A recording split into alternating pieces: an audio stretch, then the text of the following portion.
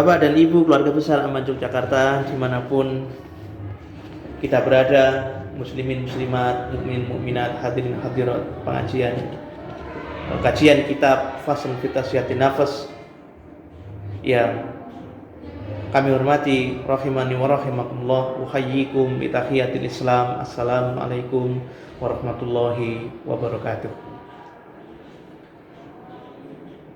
Alhamdulillah bil alamin wa bihi nasta'inu ala umuri dunya waddin wa ala alihi wa ashabihi wa man tabi'ahum bi ihsanin ila yaumiddin.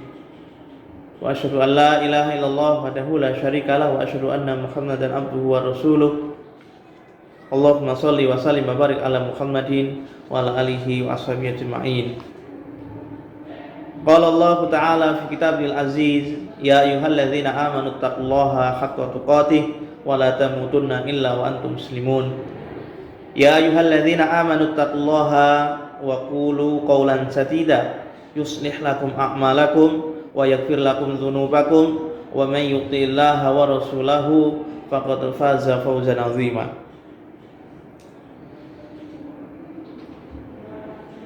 Menyambung pembahasan kita pekan yang kemarin, ini masih di bab 2, pertemuan yang kedua dari bab yang kedua, bahwa tazkiyatun nafas merupakan tujuan utama dari tasyri', pensyariatan ajaran Islam itu sendiri. Sehingga setiap perintah, baik itu yang langsung dari Allah Subhanahu wa taala melalui kitabnya Al-Qur'anul Karim, maupun perintahnya yang disampaikan melalui lisan yang mulia, lisan Rasulullah alaihi salatu wassalam, baik itu berupa perintah wajib maupun sunnah, ataupun berupa larangan yang bersifat tahrim ataupun makruhat, sesuatu yang dibenci, ini secara bersama-sama, secara seimbang, satu sama lain saling berkaitan. Artinya ketika di situ ada sebuah perintah, maka perintah ini secara otomatis berdampak pada larangan. Demikian pula ketika ada sebuah larangan, maka ketundukan kita untuk meninggalkan larangan tersebut ini merupakan sebuah perintah, yang mana baik perintah maupun larangan keduanya akan menjadikan manusia, menjadikan kita semuanya menjadi hamba-hamba Allah yang luhur jiwanya, suci jiwanya, dan bersih hatinya. Itulah yang dinamakan dengan kita sampai pada tazkiyatun nafas, kesucian jiwa. Sehingga dalam berislam, Allah Subhanahu wa taala berfirman dalam salah satu ayatnya, ya ayyuhalladzina amanu dkhulu fis-silmi kaffah wa la tattabi'u khutuwatis syaitan innahu lakum aduwwum mubin. Wahai orang-orang yang beriman, hendaknya kalian masuk ke dalam as-silm. As-silm adalah al-Islam itu sendiri secara kafah. Apa konteksnya ini? Bukankah orang yang beriman itu sudah otomatis dia berislam? Kenapa masih dikatakan, wahai orang-orang yang beriman, hendaknya kalian masuk agama Islam ini secara utuh? Ya, karena seseorang yang ingin mencapai kesucian jiwa, maka dia harus menyempurnakan antara melaksanakan perintah dan menjauhi larangan itu sama-sama dengan penuh ketundukan, totalitas semata-mata karena menjalankan perintah Allah Subhanahu wa taala, dan itulah satu-satunya jalan agar kita mampu mencapai tazkiyatun nafas. Sebuah perintah tidak akan mungkin terlaksana tanpa meninggalkan larangan. Demikian pula tidak akan mungkin sebuah larangan mampu kita laksanakan kalau perintah-perintah Allah Subhanahu wa taala sering kita langgar. Sehingga antara perintah dan larangan keduanya sama-sama saling berkaitan, dan ketika manusia melaksanakan sebuah perintah, maka pada hakikatnya dia telah menjauhkan dirinya agar sampai terjerumus ke dalam sebuah larangan yang lain, yang mana baik meninggalkan larangan ataupun melaksanakan perintah, itu keduanya mengandung implikasi hukum untuk mencapai kesucian jiwa, mencapai kesempurnaan jiwa. Dan sebaliknya, pelaksanaan terhadap larangan Allah dan meninggalkan perintah-perintahnya itu akan menjadikan manusia menjadi manusia yang kotor jiwanya, menjadi manusia yang jauh dari rahmat Allah Subhanahu wa taala, manusia yang hina, manusia yang dimurkai oleh Allah Subhanahu wa taala.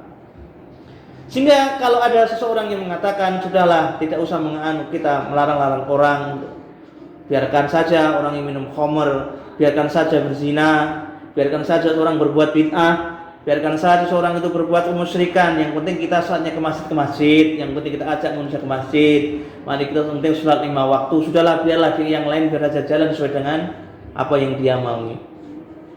Perkataan ini sekilas merupakan kalimat atau ujaran yang bijaksana, padahal ini merupakan talbisul iblis, talbis syaitan, merupakan usaha syaitan, penyesatan syaitan yang dilakukan oleh syaitan agar kita menjauh dari kesempurnaan dinul Islam, ke kesempurnaan risalah Allah Subhanahu wa taala sebagai manifestasi hidayah, kesempurnaan hidayah dan kenikmatan yang diberikan oleh Allah Subhanahu wa taala kepada umat manusia dengan utusnya Rasulullah alaihi wasallam dan para rasul sebelumnya untuk menyampaikan risalah, menyampaikan kebenaran risalatul Islam sebagai bentuk kesempurnaan agama Allah Subhanahu wa taala.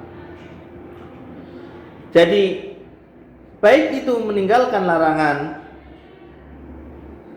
ataupun melaksanakan perintah, kedua-duanya merupakan satu paket secara berkaitan, dan setiap orang yang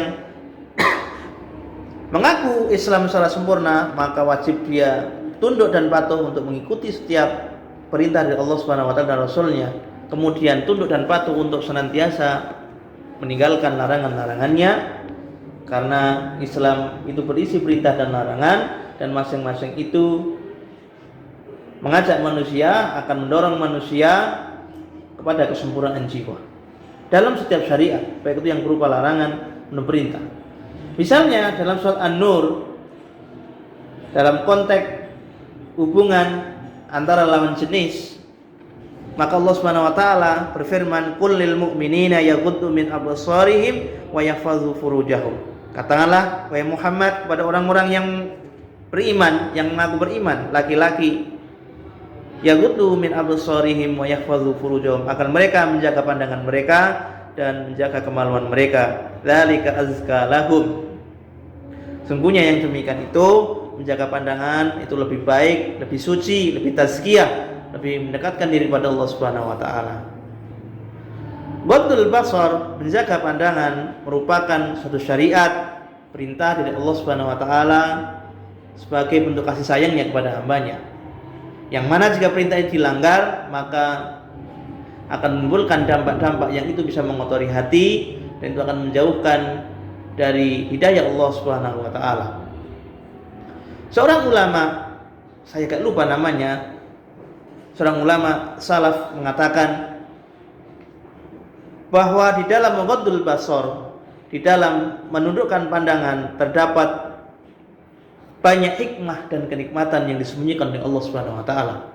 Sehingga barang siapa yang meninggalkan ghaddul basar ini, maka Allah Subhanahu wa taala akan mencabut kenikmatan memandang, khususnya kepada lawan jenis, seiring seberapa besar pengingkarannya, penyelisihan seorang hamba dalam menyelisihi ghaddul basar ini, menjaga pandangan.